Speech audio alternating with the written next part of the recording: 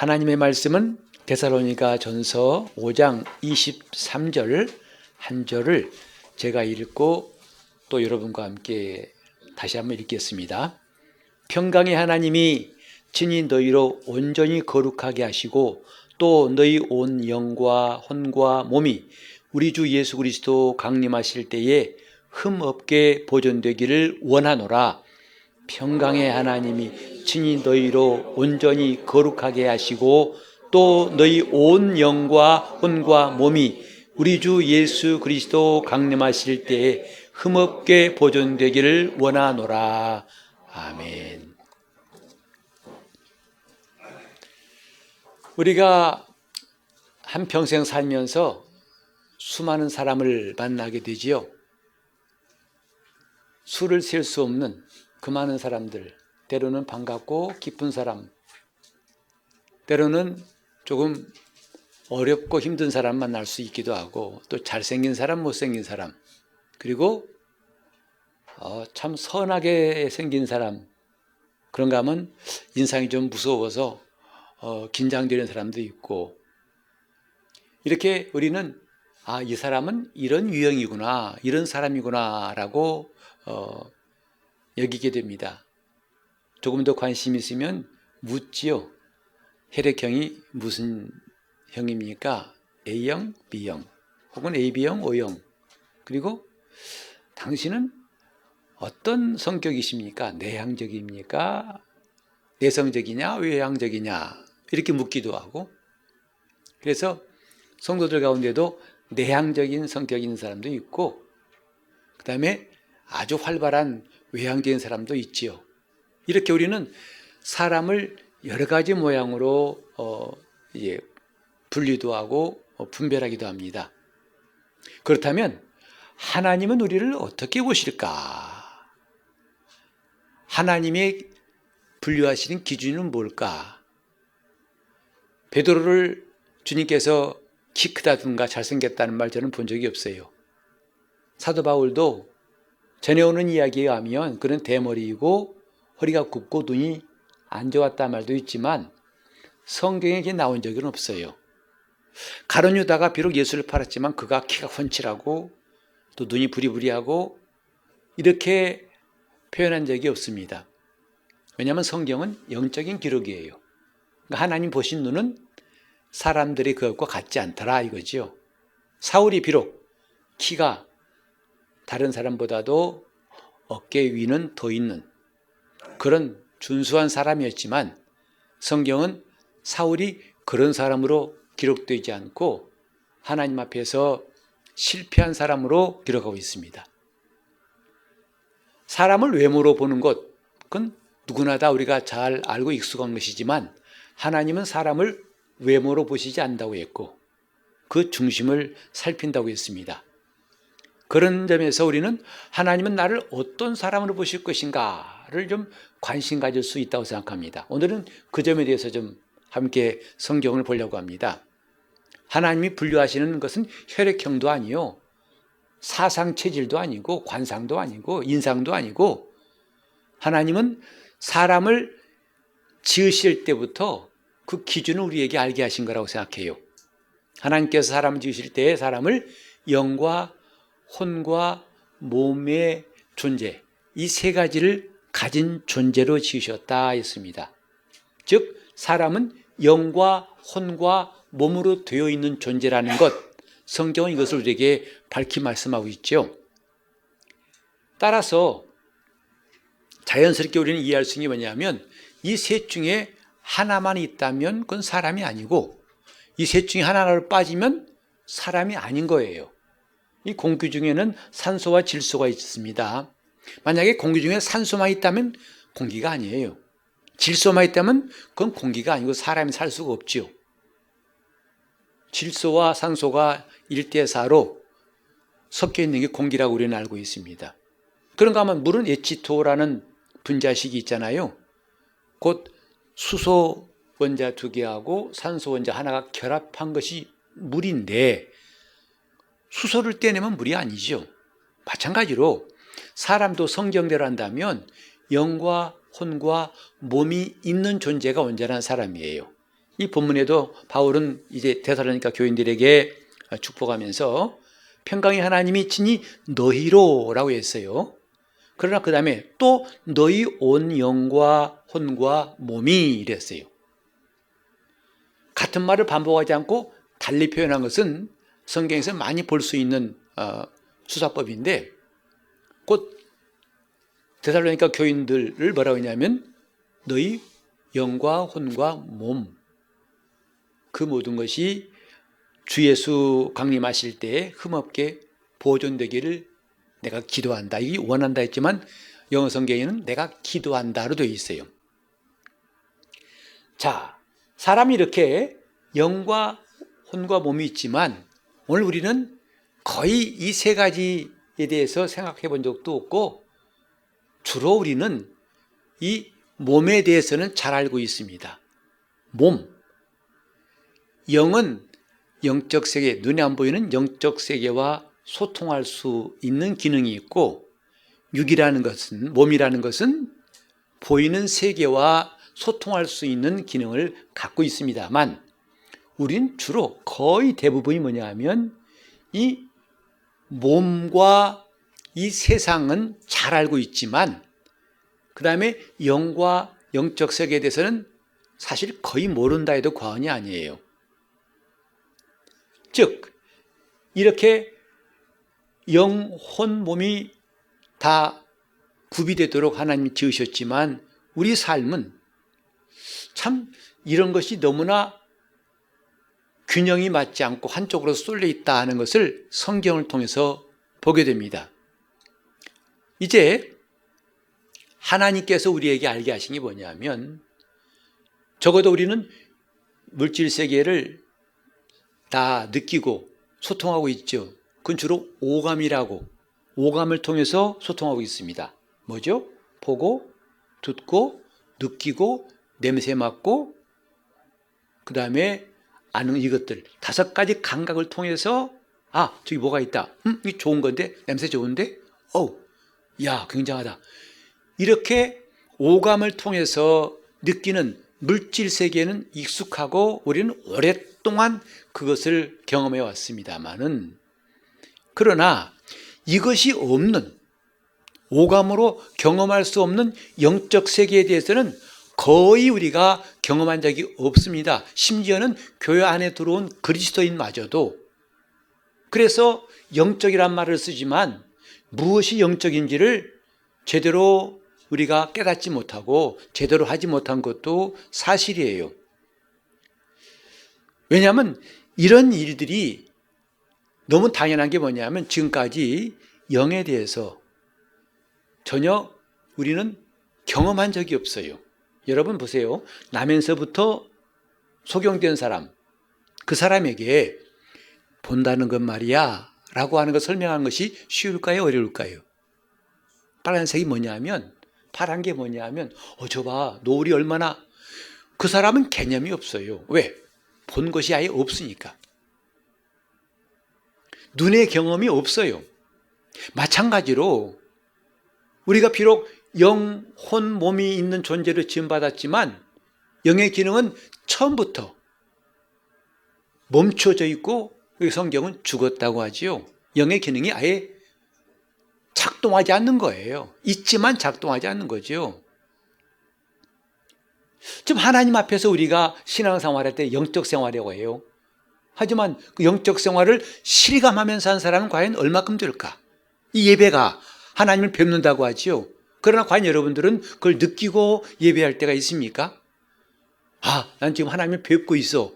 이것이 너무 막연하고 추상적이고, 그 다음에 심지어는 뭐 그렇다고 치지 뭐 나 몰라 이렇게 여길 수 있을 것입니다. 그러면서 우리는 계속 어떻게 하다 보면은 나중에 뭔가 되겠지라는 막연한 희망 고문에 있지 않나. 신앙생활은요, 영적인 것은 시간이 간다고 해결하지 않습니다. 본질적으로 해결이 안 되면 시작이나 끝이나 똑같아요. 그래서 우리가 하나님 앞에서 들은 말씀이 뭐죠? 예수님께서 니고데모에게 하신 말씀 같이 거듭남부터 시작하라고, 다시 시작하라는 겁니다. 그건 원래 육신의 삶을 한 번 더 하라는 게 아니라 전혀 새로운 시작을 하라. 그게 거듭나란 말씀. 이것이 바리새인이고 그 당시 산헤드린의 공회원이었던 니고데모에게는 충격적인 메시지 아닙니까? 이게 무슨 말씀이냐고. 정말 뒤통수 맞은 정도가 아니라 앞이 캄캄하고 막 번쩍번쩍 별 볼 만큼 그렇게 엄청난 말씀을 들은 거죠. 거듭나야 한다 하지 않고는 하나님 나라를 볼 수도 없고 들어갈 수도 없느니라. 오늘 우리는 니고데모와 난 다를 거야 라고 말할 것이 아니라 정말 다른가? 나는 그와 다른가? 나는 그 입장과 다른가라고 생각해 보는 것은 유익합니다. 영은 영적 세계와 소통할 수 있는 기능이 있고 몸은 물질 세계와 교감할 수 있는 기능, 오감을 갖고 있습니다. 그래서 한 번도 사용해보지 않은 그 영적 세계와 영적인 기능에 대해서 언젠가는 이게 터지고 시작되고 이것을 기능을 해야 될 텐데 우리가 과연 수십 년 믿으면서 이런 일이 있었는가? 그리고 이런 일이 없어도 괜찮다고 누가 말하던가? 밑도 끝도 없이 근거도 없이 그냥 스스로 위로하고 괜찮아 이런 것은 별로 유익하지 않습니다. 놀랍게도 교회 밖의 사람뿐만 아니라 교회 안에 들어온 그리스도인일지라도 이 영에 관한 문제에 대해서 그렇게 많이 알고 있지 않습니다. 하나님은 우리가 착한 사람이냐 악한 사람이냐 물론 그렇게도 나온 성경 구절이 있습니다만 더 정확하게 구별하자면 영적인 사람이냐 혼적인 사람이냐 육적인 사람이냐 즉 영에 속한 사람이냐 혼에 속한 사람이냐 육에 속한 사람 몸에 속한 사람이냐 이렇게 구분하신다 해도 우리는 거의 틀린 말이 아니라 생각해요. 그래서 앞으로 우리는 몇 시간 동안 이런 분야에 대해서 좀 말씀을 나누려고 그래요. 영적인 사람이 뭐고 나는 과연 영적인 사람인가? 그러려면 어떻게 하면 되겠는가 하는 이런 많은 궁금한 문제들을 하나씩 좀 풀어갈까 합니다. 자, 우리 한번 고린도전서 2장 9절과 10절을 한번 읽어볼까요? 기록된 바 하나님이 자기를 사랑한 자들을 위하여 예비하신 모든 것은 눈으로 보지 못하고 귀로도 듣지 못하고 사람의 마음으로도 생각지 못하였다 함과 같으니라. 오직 하나님이 성령으로 이것을 우리에게 보이셨으니 성령은 모든 것 곧 하나님의 깊은 것이라도 통달하시느니라. 지금까지 말씀드린 것을 지금 이 성경에서 여러분이 금방 이해하실 수 있어요.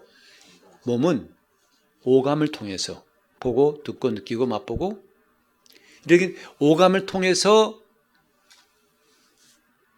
소통할 수 있고 관계할 수 있지만 영적인 것은 전혀 그렇지 않습니다. 하나님이 우리에게 준비해 주신 것들은 한 가지도 눈으로 봐서 들어서 만져서 맡아서 할 수 없는 거라는 거죠. 오감으로는 안 된다는 것이다 이 말이죠. 영적인 것은 영적으로만 가능하다는 말이에요. 곧 영감이 필요한 겁니다. 오감이 아니라 영감이 필요한 거예요. 이런 것에 대해서 우리가 분별하지 않는다면 참 우리는 혼란스럽고 캄캄한 시간들을 앞으로도 면할 길이 없죠. 지금 읽은 9절 10절뿐만 아니라 여러분이 한번 집에 가서 고린도전서 2장을 쭉 읽어보세요. 사실 와 닿지 않은 말이 많을 거예요. 도대체 뭔 소리인지 모르겠다. 이게 무슨 소리야? 그게 너무나 당연한 거예요. 왜? 우리는 영적인 말씀을 영적으로 듣고 알고 믿었던 일들이 경험이 별로 없어요. 거의 전무하다시피 하다 이 말이죠. 그냥 당연히 여러분 외국말이 왜 어렵죠? 못 들어본 말이잖아요. 처음 들어본 말이에요. 그러니까 귀가 아프고 머리 아프죠. 외국 사람 말을 하면 긴장했던 거 기억나십니까?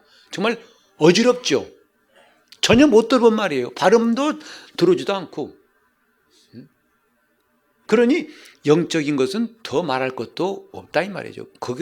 그쪽에 문이 열리고 그걸 깨닫고 알 수 있어야만 이게 통하는 것이지 무작정 대든다고 되는 것은 아니라는 것. 이걸 우리가 잘 이해할 필요가 있죠. 그러니까 오감을 가지고는 영적 세계와 소통할 수 없다는 것, 우리는 분명히 이건 인정할 수 있잖아요. 영감이 필요하다고요. 그래서 이제 이런 모습은 아직까지도 우리가 영적이라는 말을 쓰면서도 혼에 속했기 때문에, 더 육에 속했기 때문에 이런 것을 알지 못한다고 말할 수 있습니다. 그래서 말씀을 들어도요, 혼을 가지고 말씀을 듣고 혼을 가지고 그 말씀을 이해하려니까 말씀이 잘 이해가 안 되는 거죠. 여러분 솔직히 성경 보면서 그 말씀이 쏙쏙 들어오고, 저 소설책 읽듯이 또 드라마 보듯이 그냥 다른 통역자가 필요 없이 듣는 것과는 달리 성경은 읽을수록 골치 아프다. 그리고 골치만 아픈 게 아니라 이해가 안 된다. 여러분 어떻게 바다가 갈라집니까? 바다가 갈라져 가지고 한두 사람도 아니라 60만 명이 건넜어요. 그들만 건넌 게 아니죠. 그 따라온 애굽 사람은 다 물에 빠져 죽었어요. 어떻게 태양이 멈춥니까? 이것은 전혀 이해가 안 되는 거예요. 여러분 이해 안 되는 거 정상입니다. 자연스러운 거예요. 적어도 혼에 관한 정상이에요. 오직 이것은 하나님 우리에게 예비하시고 알게 하신 것은 영으로만 알 수 있기 때문에 그렇습니다. 그래서 우리는 이제 우리가 이 두 세계, 물질 세계와 영적 세계에 대해서 동시에 알 수 있도록 우리 시야가 넓어져야겠다. 나는 처음부터 하나님께 지음받을 때 두 세계에 다 속한 사람으로 지음받았기 때문에 둘 다 알아야겠다. 아마 이 가운데도 이중 국적 가지신 분 있을지 몰라요. 여러분 거의 대부분 대한민국 국민 그 국적 하나밖에 없을 거예요. 그러나 점점 이제 이중 국적 가진 사람이 늘어납니다. 이게 저 미국 국적도 있고 우리나라 것도 있는 사람이 생겨나요. 마치 이것은 그리스도인을 설명하는 좋은 단어예요. 기독교인은 이 땅의 시민권도 있지만 빌립보 3장 20절처럼 우리의 시민권은 하늘에 있나니, 우리는 국적이 두 개인 사람들이에요. 근데 왜 이 국적은 실감하면서 왜 하늘에 있는 시민권은 덤덤하게 있는 둥 마는 둥 없으면 어때? 이런 식으로 살고 있는가? 이게 참 뭔가 한쪽으로 쏠려버린 삶이 아닌가 싶다 이 말이죠. 우린 이걸 생각하면서 그리스도인의 정체성은 뭐냐? 나는 영적인 사람이라는 것이죠. 곧 나는 비록 물질 세계에 살고 있지만 나는 동시에 영적인 세계에도 속한 사람이다. 이것이 우리의 정체성이 되어야 한다고요. 같이 봅시다. 나는 영적인 사람이다. 이것이 어색하고 멋쩍은 게 아니라 아주 담대하고 자연스럽고 확실히 나와야 한다고요. 그게 원래 그리스도인이에요. 우리는 그걸 잘 모르면서도 나는 예수 믿는다는 것은 대단히 이것은 앞뒤가 안 맞는 이야기라 이 말이지요. 그래서 영적 세계에 소통하고 물질 세계에 소통하는 존재, 그게 나라. 그게 영과 혼과 몸으로 된 나라는 것이죠. 그렇다면 이제 좀 들어가 가지고 영적인 소통이 뭔가, 이것도 참 처음 들어본 분이 계실지 몰라요. 진짜 영이 소통할 수 있는 거야? 곧 영적 세계와 소통할 수 있고 그 영이신 하나님과 소통할 수 있는 거야? 라고 물으실 터인데, 성경에 어디 그런 게 나와 있어? 하고 궁금하실 터인데 한번 잠깐 보시죠. 우리가 하나님과 영적 세계와 소통할 수 있는 것은 대략 한 네 가지로 설명할 수 있어요. 첫 번째는 뭐냐면 직관이라는 것입니다. 직관이 뭐냐 하면 그냥 아는 거예요. 이제 유능한 형사는요, 촉이라는 게 있어가지고 사람 보는데 우리 같질 않아요. 저 사람 수사. 한 가지 잠깐 그 순간적인 표정 보고도 범인 같다고 잡았는데 진짜 범인이에요. 그것도 20년 동안 도망다닌 범인 딱 잡혔어요. 그 이른바 이제 보통 촉 그러죠. 감이 잡힌다고 그러죠. 시험 볼 때도 감으로 한 사람도 많습니다. 실력도 없지만 지금은 맞아요. 그것도 실력이에요. 또 하나 실력입니다. 답을 보는 실력. 하지만 그건 일반적인 게 아니죠. 자, 직관은 뭐냐 하면 그냥 아는 거예요. 성령께서 그냥 우리에게 알게 해주시는 거예요. 우리 한번 같이 마태복음 16장 17절을 읽어보시겠습니다. 예수께서 대답하여 가라사대 바요나 시몬아 내가 복이 있도다. 이를 내게 알게 한 이는 혈육이 아니요 하늘에 계신 내 아버지시니라 했어요. 이 말씀 여러분 잘 아시는 거예요. 이를 내게 알게 한 것, 그 내용은 뭐냐면 주는 그리스도시요 살아계신 하나님의 아들이십니다 하는 그것을 내게 알게 한 이는 사람이 아니다. 뭐죠? 하늘에 계신 내 아버지가 알게 하신 것이다 그랬어요. 베드로가 수십 년 동안 공부하고 살아오면서 깨달은 게 아니라 뭐예요? 순간에 하늘에 계신 내 아버지가 내게 알게 하신 것이다. 이런 것이 있어요. 누구한테는? 영적인 사람에게는. 여러분, 하나님이 내 아버지라는 거 우리는 이해해서 공부해서 한다면 그건 뭔가 아직도 부족한 겁니다. 어느 순간에 알아요. 하나님 날 사랑하신다는 거 그건 괜히 내가 고집하고 그럴 것이다 하고 막 주장해서 아니라 알아요. 나를 사랑하신 거 안다고요. 직관이에요. 이걸 누가 부정할 수 있습니까? 이제 여러분이 1년 동안 성경 읽으시면서 참 많은 갈등하셨을 거예요. 왜? 읽어도 모르는 말만 나오죠. 장이 몇 척이요, 광이 몇 척이요, 높이가 얼마요 해가면서 또 그 민수기, 사실 내 얘기보다도 민수기가 더 지루하더라고요. 민수기 가면요, 그냥 우리 같으면 딱 정리해서 매일 12족장이 이렇게 향드리고 했다. 근데 첫째 날에는 유대족장 누가 아들이었고, 그 다음에 똑같은 말씀이 또 둘째 날은 누가 했고, 그걸 12번 읽으라니까 숨가쁘더라고요. 그래서 웬만하면 그냥 대충 알겠습니다 하고 넘어가고 싶은데, 그런 뭔가 좀 조성스러워가지고 읽자니 보통 인내가 아니더라. 근데 거기 있다 보면요, 정말 성경 읽어도 모르겠다. 특히 요한계시록 4장부터 19장까지 나온 그 요한의 그 이야기 들으면요, 도대체 뭐 10뿌리 어떻고 그 중에 한 뿌리 어떻게 나오고 하나 죽고 살고 뭐 정신없어요. 그러다 보니까 읽어서 뭐 하나 싶은 마음 들어본 적 있죠. 이제 우리는 금요일에는 구약 성경 이제 에스겔까지 끝나고 그 긴 책은 끝나고 지금 이제 내리막길 다니엘서를 읽고 있는데, 앞으로 이제 쉽습니다. 보통 뭐 어떤 건 한 장짜리 있고 어떤 건 3장짜리 막 내려갑니다. 근데 그 전까지 정말 험산 줄령을 지나간 것 같더라고요. 읽어도 뭔지 모르고. 솔직히 목사님 이거 다 읽었는데요, 지금 남는 거 없어요. 그런 분이 있을 거예요. 제가 여러분들에게 그럼에도 성경을 읽읍시다 하는 이유가 있습니다. 성경은 내가 이해해서 아는 것으로 되어 있지 않고 하나님이 알게 해주셔서 아는 것으로 되어 있어요. 내가 비록 성경 읽는 것이 힘들지만 또 기도 시간에 기도실에서 있는 게 어떤 사람은 전투라고 그래요. 기도가 얼마나 힘든지 전투하는 것 같다. 영적인 전투라고 말합니다. 근데도 우리는 기도 자리를 가려고 합니다. 가봤자 맨날 어떤 때는 하루 1시간 동안 부르짖고 와도 마음은 허전하고 그럴 때 있었죠. 그때 왜요?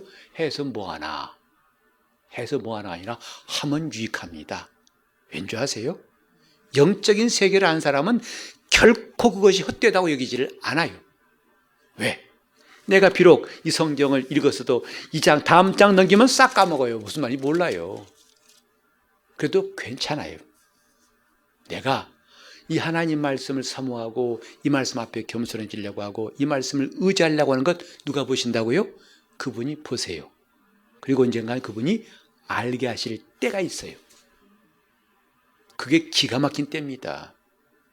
저는 말씀을 전하는 사람으로서 특별히 그런 경험이 굉장히 저에게 감동적이에요. 억지로 신학 공부해서도 안 되는 것이 어느 순간에 딱 알아져요. 알게 하세요. 주님께서 말씀하셨죠. 마태복음 11장 25절 이하에도 말씀하시기를 쭉 설교하신 다음에 천주의 주제신 아버지여 이것을 지혜롭고 쓰레기인 자에게는 숨기시고 어린아이에게는 나타내심을 감사하나이다. 옳소이다. 이렇게 된 것이 아버지의 뜻입니다. 그랬어요. 알게 하신다는 거예요. 왜 우리는 그걸 놓칩니까? 놓칠 수 없잖아요. 하나님이 내 영에 직접 알게 하신 직관이에요. 주님 다시 오실 것 우리는 아무리 열심히 얻은 세미나가 들어도 믿어지지 않습니다. 그런데 순간에 믿어져요. 알게 하시기 때문에. 이것이 영의 고유한 기능이에요. 직관이라 이 말이죠. 근데 우리는 그런 기능을 지금까지 사용해 본 적이 있다 없다? 거의 없어요. 없으니까 그냥 머릿속에 들어간 것만 아는 거라 생각하는 거지요. 우리 따라합시다. 영은 그냥 아는 것이고 혼은 이해하는 것이다. 혼은 이해해야만 안다고 여겨요, 이걸. 그러나 영은 이해를 통해서 아는 게 아니라 어떻게 알아요? 하나님이 알게 해주시니까 아는 거예요. 이게 영의 기능이에요. 이걸 여러분 무시하면 얼마나 손해인지 아시겠죠? 하나님 내게 알게 하시도록. 그러니까 성령이 오시면 너희를 모든 진리 가운데로 인도하시고 내가 내게 한 말을 생각나게 하실 것이다. 기억력이 아니라 성령께서 생각나게 하시는 말씀. 놀라운 겁니다. 그러니 우리가 이걸 무시한다면 과연 영적 생활의 핵심을 다 빼버린 것과 똑같은 거예요. 이건 영이 있는 사람만 가질 수 있는 기능이에요. 그래서 내 안에 영적인 감각들이 살아날 수 있도록 우리가 부지런히 말씀에 순종하는 거예요. 순종하다 보면 뭐가 살아나냐면 영적인 감각이 살아나요. 기도에 힘쓰는 것 결코 무익한 거 아닙니다. 목사님 저는요 10년 동안 기도해도 아직 응답 못 받았어요. 괜찮아요. 또 기도하세요. 그분이 일하실 때가 있다는 걸 우리가 알아야 됩니다. 저는 이제 해외여행할 때마다 공항 가서 참 좀 촌스럽게 기도하지만 저는 계속 공항에 있는 비행기가 왔다 갔다 계속 봐요. 그러니까 어떤 한 번은 같이 했던 분이 아니 목사님 한두 번도 아닌데 왜 그렇게 눈 뚫어져라 보십니까? 난 신기해요. 저 비행기가 뜬다는 게 신기하다고요. 저 큰 비행기, 저 많은 수백 명 태우고 그 짐 태우고 본래 무게 있고 그게 포크레인은 안 되고 크레인도 아니고 지가 뜬다. 와우. 와, 굉장하다. 그게 뭐냐면 약 2kg 정도 되는 활주로요. 안에서 승부가 나요. 어떤 승부? 뜨냐 안 뜨냐는 그래서 판가름 났는데 그 2km 정도에서 비행기가 무섭게 멈춰있던 비행기가 시속 250km 이상 되는 속도를 내야 합니다. 그러니까 그때 보면요 비행기가 온 엔진을 풀 가동해요. 뺑 하면 막 저 발에도 힘이 들어가요. 애쓴다 비행기가 애쓴다 그러죠. 그래서 멈춰있던 비행기가 250km 쫙 속도를 낸 순간에 비행기에 작용하는 힘이 있어요. 그게 바로 양력이라고 그래요. 배가 물에 뜨는 것 부력 때문이죠. 공중에 비행기가 뜨는 것은 양력이라고 끌어올리는 힘이 바람 위에 생긴다고요. 저는 꼭 그걸 본다고. 이게 마치 비행기가 스스로 애써가지고 250km를 달리는 그 비행기에 그런 노력이 없다면 안 뜨죠. 100km만 가도 비행기 안 뜹니다. 250km 이상 돼야 떠요. 마치 그것은 내가 해야 할 일이고 그때부터 비행기를 번쩍 들어올리는 힘 같은 것은 하나님이 하신 일이구나 라고 느껴요. 신앙생활은 이 두 가지 다 있어야 됩니다. 그리고 신앙생활은 내가 하는 일이 전부가 아니에요. 뭐가 남았다고요? 그분이 하시는 일이 남았어요. 이걸 모르는 사람들은 신앙생활할 맛이 없고 재미도 없어요. 지금 하나님이 알게 하신 것, 내가 이해된 것만 안다. 그 사람은 정말 혼에 속한 사람이에요. 영적인 사람은 그렇게 여기지 않습니다. 하나님이 내게 알게 하시는 것, 직관을 매우 중요하게 생각합니다. 두 번째로 뭐냐면요, 이제 양심이라는 것이 있어요. 양심. 우리 한번 사도행전 23장 1절을 보실까요? 자, 같이 읽읍시다. 바울이 공회를 주목하여 가로되 여러분 형제들아 오늘날까지 내가 범사에 양심을 따라 하나님을 섬겼노라. 뭘 따라 섬겼다고요? 양심을 따라. 양심이란 선한 양심이라고 성경에 나와 있어요. 이 선한 양심이 뭐냐면 하나님을 느끼는 거예요. 다시 말해서 내가 지금 하나님과 너무 멀리 나태해 있구나. 지금 주님과 함께 있구나. 주님 나와 함께 하시고 나를 사랑하시는구나. 나와 함께 하시는구나. 그걸 느낄 수 있는 선한 양심이 말이죠. 죄에 노출이 되면 점점 이 양심이 무뎌지고 급기야는 양심의 화에 맞습니다. 감각이 없어요. 자, 우리 한번 디모데전서 4장 2절 또 같이 읽어보겠습니다. 디모데 4장 2절. 자기 양심이 화에 맞아서 외식함으로 거짓말한 자들이라. 이 앞에 보면은 후일에 성령이 밝히 말씀하시기를 어떤 사람이 믿음에서 떠나 미혹해 하는 영과 귀신의 가르침을 쫓을 것이다 한 그 다음 말씀이에요. 그들이 그렇게 미혹해 하는 영과 귀신의 가르침을 쫓는 이유가 뭐냐 하면 양심이 화에 맞아서 외식함으로 거짓말하는 것이다 했습니다. 실제로 선한 양심이 주를 향해 찾아간 사람이 있는가 하면 점점 그것이 마비된 사람들도 있다는 거예요. 성령이 그것을 밝히 말씀하신다는 거예요. 영적인 겁니다. 하나님을 느끼는 것은 영적인 거예요. 이런 사람들이 생각할 때 좋고 나쁘고 그 양심 말고 하나님 앞에서 우리가 선한 양심, 그래서 우리가 이 선한 양심 가지고 살려고 하면 주님을 사모하게 되고 의지하게 되고 찾게 되죠. 하다 보니까 아까 우리가 직관이라는 것도 어떻게 하면 많이 생기냐면요, 그분과 친밀할수록 직관이 많이 생겨요. 우리는 설교 듣고 설교자 말한 것만 가지고 신앙생활 한다면 참 허기지고 고통스러울 거예요. 마치 설교자의 설교는요, 불을 댕기는 것 같습니다. 그 불로 가지고 이제 요리를 하고 하라는 것인데 불만 댕겨주기 바래요. 하나님을 친밀하게 하는 사람일수록, 하나님을 경외하고 성경을 읽고 그 말씀을 묵상하고 그 말씀대로 살수록 그분과 친밀해지고, 친밀한 만큼 뭐가 있다고요? 하나님이 그에게 알게 하시는 것이 더 많아져요. 직관이 많아진다고요. 원래 우리가 신앙의 기본을 가지자. 기본이 이래 중요한 겁니다. 하나님과 친밀하게 되는 여러분 되시길 바랍니다.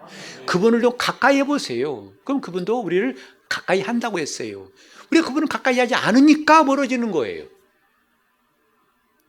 양심이란 것은 이렇게 바울도 말했잖아요. 내가 범사에 모든 일에 양심을 따라 하나님을 섬겨노라. 이 선한 양심이 망가지면 하나님을 섬길 수가 없습니다. 점점 멀어지고 마침내는 끊기는 거죠. 세 번째로 이런 영적인 소통이 뭐냐면 말씀이에요. 이 말씀은 하나님 자신이라고 했죠. 말씀은 영이라고 했죠. 오늘 많은 사람들이 지금 말과 말씀을 혼동하고 있어요.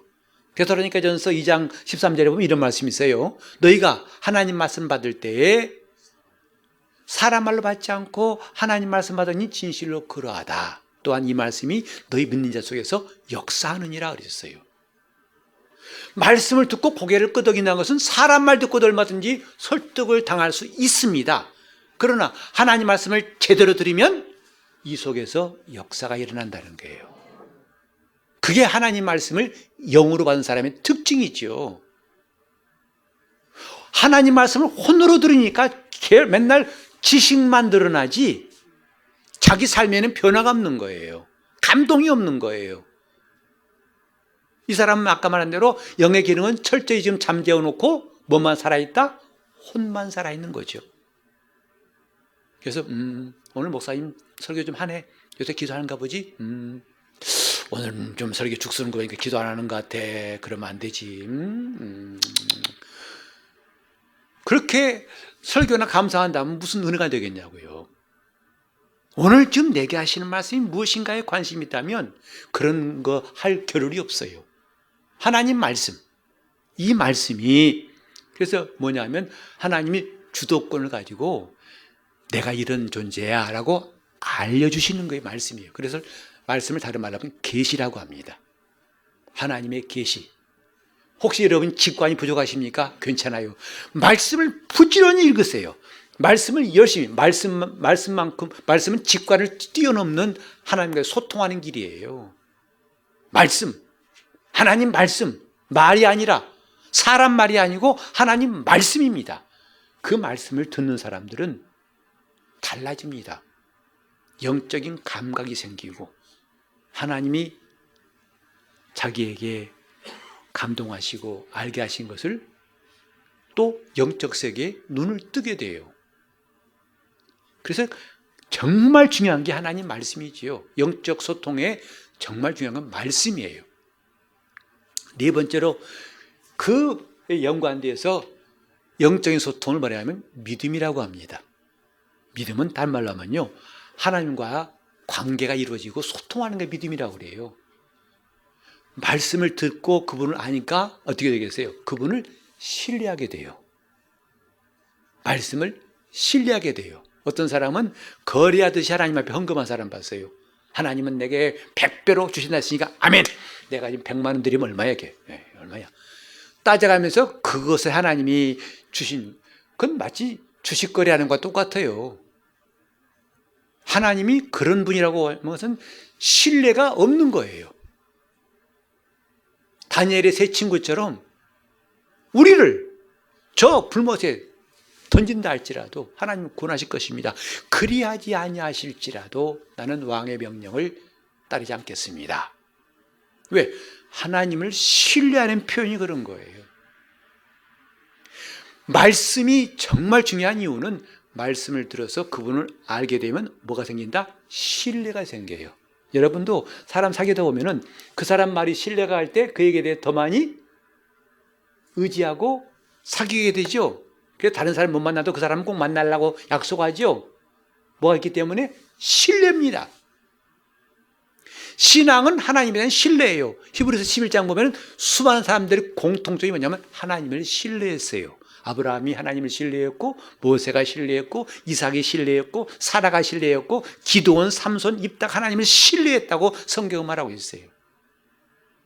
그래 그 누구 말에 개의치 않고 하나님께 순종했다라는 것이 히브리 11장의 공통점인 것입니다. 자, 믿음이라는 건 얼마나 엄청나냐면요, 앞으로 또 말씀드리겠습니다. 눈에 보이지 않는 세계의 것을 끌어올 수 있어요. 하늘에 있는 것을 가져올 수 있다 이 말이에요. 우리는 기도의 원리에 대해서 앞으로 좀 더 말씀을 드리고 싶은데요, 우리는 자꾸 이 앞에 있는 게 나한테 와야, 저 사람 돈 있는 게 와야, 아니요, 그건 하나님이 기뻐하신 방법이 아니에요.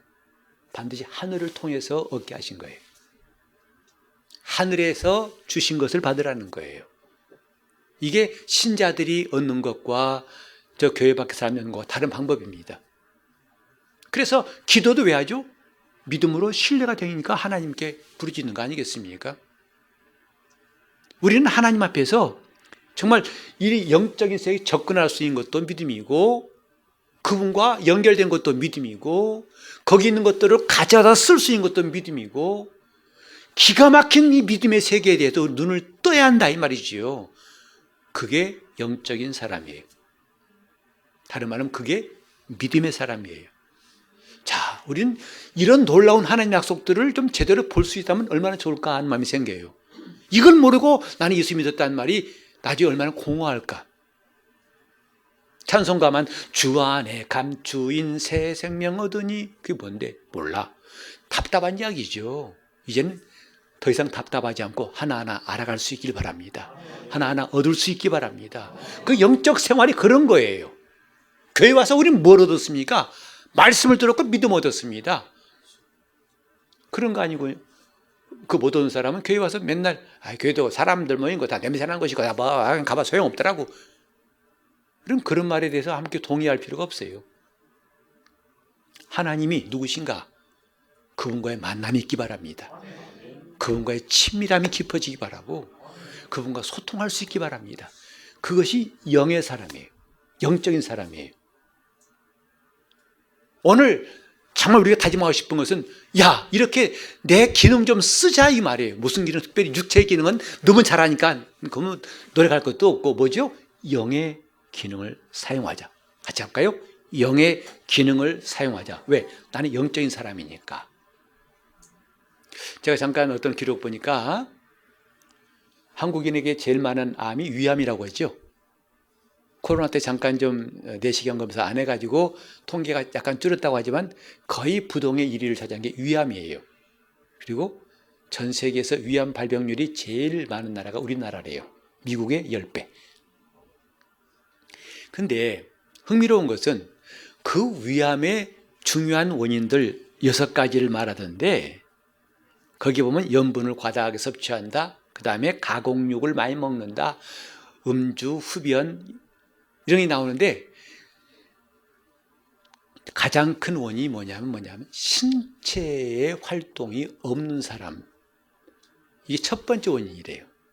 음주, 흡연 다 밑에예요. 짠 거 먹은 거 다 밑에예요. 가장 큰 게 뭐라고요? 신체 활동이 없는 사람. 그게 암을 일으키는 가장 큰 원인이라고 하는 그 어느 교수의 연구 결과를 봤어요. 저는 그거 보면서 뭐냐면 아니 우리 몸도 안 움직이면 이렇게 끔찍한 일이 생기는데 내 영이 안 움직이면 어찌 될까? 내 영을 움직이자 하는 마음이 생기더라고요. 여러분 이 예배 때 와서 좀 영 좀 움직이세요. 찬송 누구에게 제한받을 거, 기도할 때 제한받을 거 없어요. 정말 내 영이 하나님을 찬송하고 내 영이 기도할 수 있기를 바랍니다. 여러분 봉사할 때 내 영이 활동하여 봉사해 보세요. 이거 기가 막힌 일이 납니다. 하나님 얼마나 기뻐하시겠어요. 하나님과 관계되는 모든 것이 영적인 것이거든요. 믿음이 뭐냐? 믿음의 사람, 다른 말로 하면 영적인 사람이에요. 영으로 사는 사람, 영의 기능을 활성화시킨 사람, 그 사람 믿음의 사람입니다. 우리는 오늘 믿음으로 살고 결심하기를 예수 이름으로 축원합니다. 영의 기능을 100%가 아니라 200% 이상 활성화할 수 있기를 예수 이름으로 축원합니다. 내 영의 기능을 조금도 잠잠시키지 말고 막 드러내세요. 거침없이 드러내세요. 도무지 하나님 앞에 하는 모든 신앙생활에 한 것도 내가 억압하고 절제하고 양보하지 말고 영의 기능을 활성화하기를 예수 이름으로 축원합니다. 합심에 기도하실 때 이 시간 우리 영으로 기도하고 감사하고 주님 내가 이제 영적인 사람 되겠습니다. 믿음의 사람이 되겠습니다. 내 정체성 나는 영적 세계에도 속해 있고 이 물질 세계에 살고 있지만 영적인 사람입니다. 이 기능을 활성화할 수 있도록 내가 힘쓰게 싸우니 역사해달라고 동성으로 기도하시겠습니다. 하나님 아버지 우리가 영적인 사람 되게 하여 주옵소서. 아멘. 믿음으로 사는 사람 되게 하여 주옵소서. 아멘. 영과 혼과 몸으로 우리를 지으셨는데 지금까지 지나치게 육신에 속한 사람으로 살아왔다면 이제부터 영적인 기능이 눈떠지게 도와주시고 활성화되게 도와주셔서 영과 혼과 몸이 골고루 활동하게 도와주시옵시고 영적으로 하나님과 사귐이 있고 친밀함이 깊어지고 그래서 일생 다가도록 믿음으로 사는 사람, 영적으로 사는 사람, 하나님의 사람 되게 하여 주시옵소서. 예수 이름으로 기도합니다. 아멘.